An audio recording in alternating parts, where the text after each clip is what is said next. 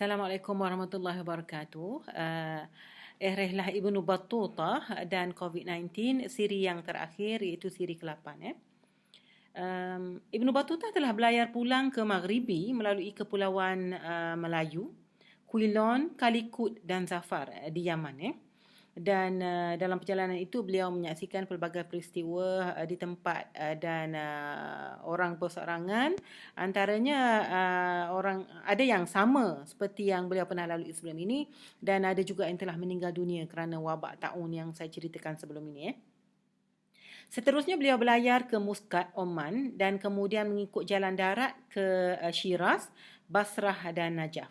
Dan beliau tiba di Baghdad pada bulan Syawal 748 Hijrah bersamaan dengan Januari 1348 Masihi.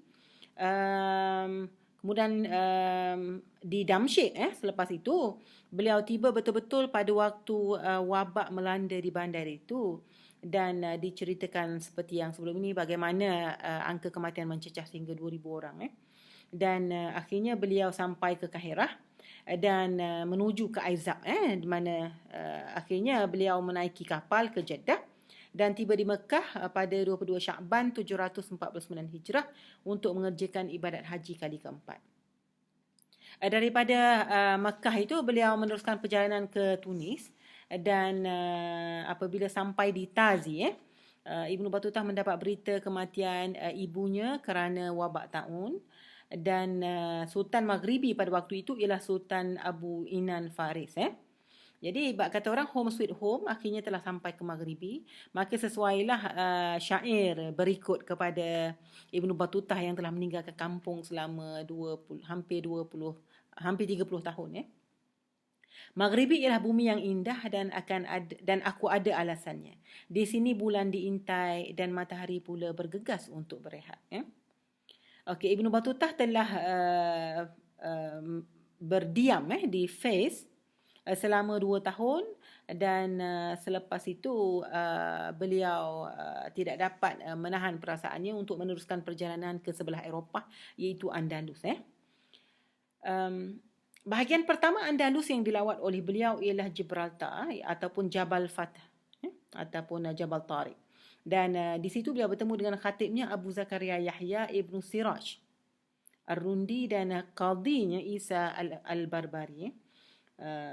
Dan Jabal Al-Fath ini merupakan titik pembukaan kuasa Islam di bumi Eropah oleh Musa Ibn Nusair dan hamba beliau Tariq Ibn Ziyad.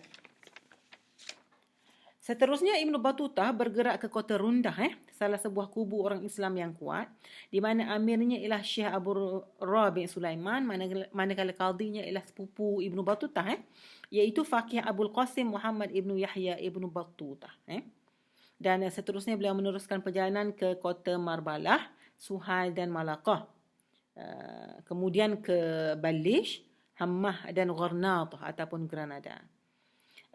Daripada Granada, Ibnu Battuta pergi ke Marrakesh, bertolak pulang melalui jalan yang sama.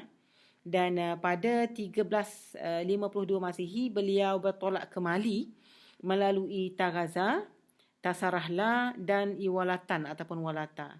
Dan diceritakan tentang aliran sungai Nil yang mengalir daripada Mesir ke kawasan-kawasan seperti Karbala, Zarah, Timbuktu dan Kaukau.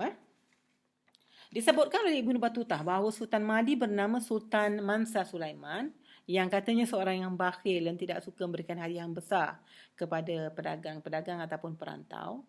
Dan diceritakan juga keadaan geografi dan tanam-tanaman di Mali itu, adat istiadat mereka serta akhlak penduduknya baik dan buruk, tidak terkecuali peristiwa kisah satu puak yang memakan daging manusia. Kemudian Ibnu Battuta meninggalkan Mali pada tahun 1353 Masihi menuju ke Takada, Buda dan Sijil Masah. Dan selepas Aidil Adha, Ibnu Battuta tiba di Fez, ibu kota diraja Maulana Amirul Mukminin Abu Inan Faris. Akhirnya Ibnu Juzai mencatatkan bahawa catatan Tuhfatun Nuzar fi Ghara'ibil Amsar wa Ajaibil Asfar telah berjaya disempurnakan pada 3 Zulhijjah tahun 756 Hijrah bersamaan 9 Disember 1355 Masihi.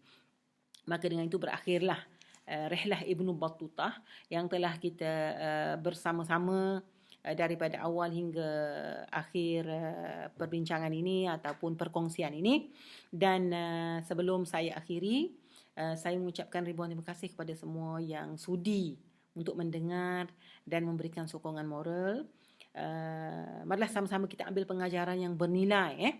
Antaranya telah saya sebutkan di peringkat awal dan pertengahan siri ini, di mana pengembaraan itu sebenarnya pada diri seorang Muslim terletak bukan sahaja pada perjalanan fizikalnya, tetapi yang lebih penting ialah perjalanan rohaniahnya. Di mana kekuatan seorang Muslim itu dan kekuatan umat Muslimin seluruhnya ialah pada rohnya itu. Dan ia akan menjadi inspirasi pada tubuh badan, pada fizikal dan jasadnya untuk terus meneruskan perjalanan dalam hidup ini dengan setakat sesempurna yang bolehlah. Dan marilah kita sama-sama berusaha dalam musim COVID-19 yang melanda kita ini agar kita dapat melalui liku-liku kehidupan kita ini dengan tidak merasa gundah gulana, sedih, takut dan sebagainya.